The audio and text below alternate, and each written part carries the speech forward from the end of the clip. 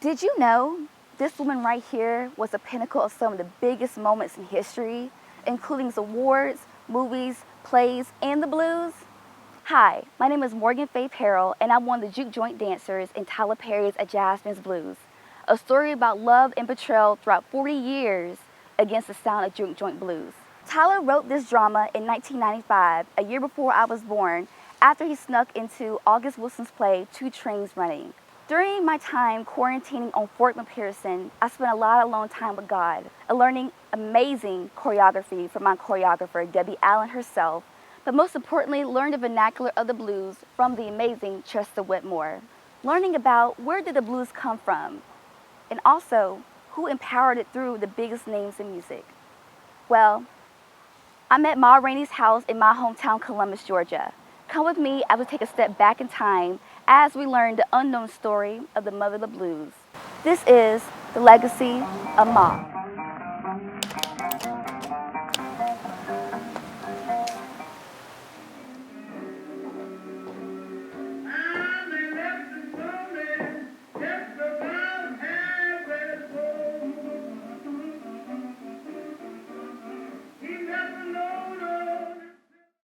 Gidget Bridget Ma Rainey was born April 26, 1886, the second of 5 children to Thomas and Ella Allen Bridget. At age 14, she gave her first performance at the Springer Opera House, which is a state theater in Georgia.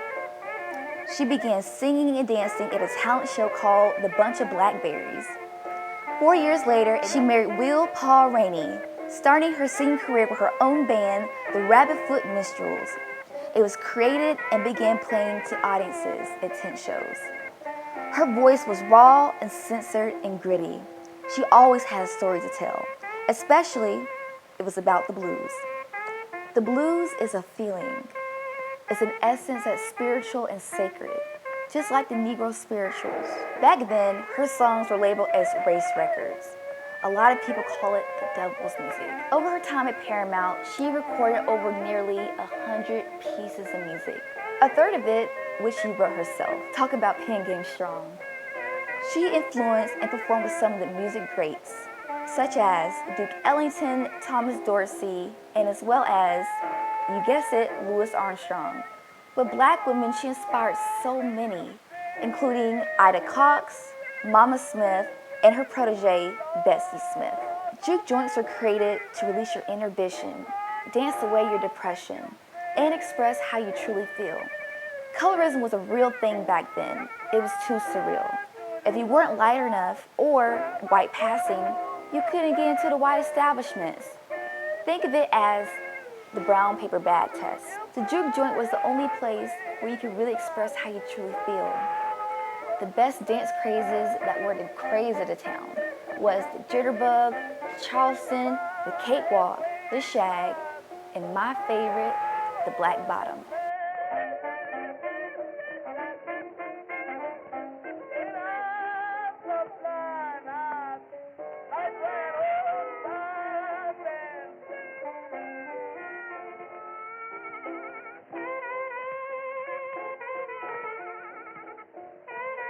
Ma Rainey's Black Bottom was also the name of the 1982 play adapted by August Wilson.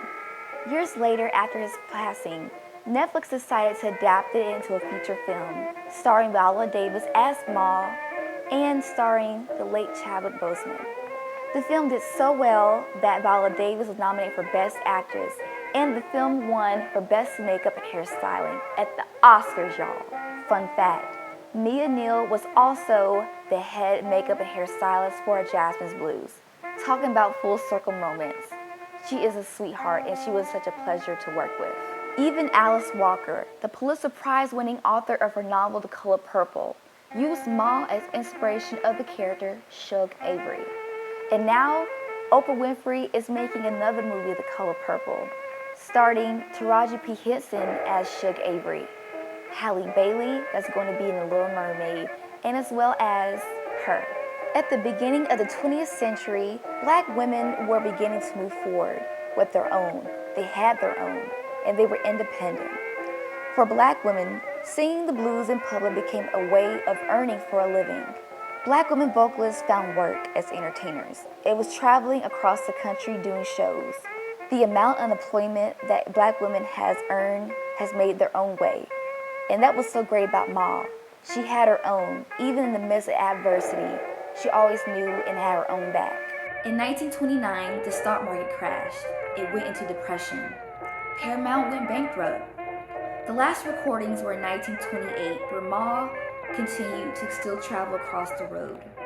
Ma returned to Columbus in 1935, where she continued to be a savvy businesswoman, running 2 theaters in Columbus and Rome for the last years of her life.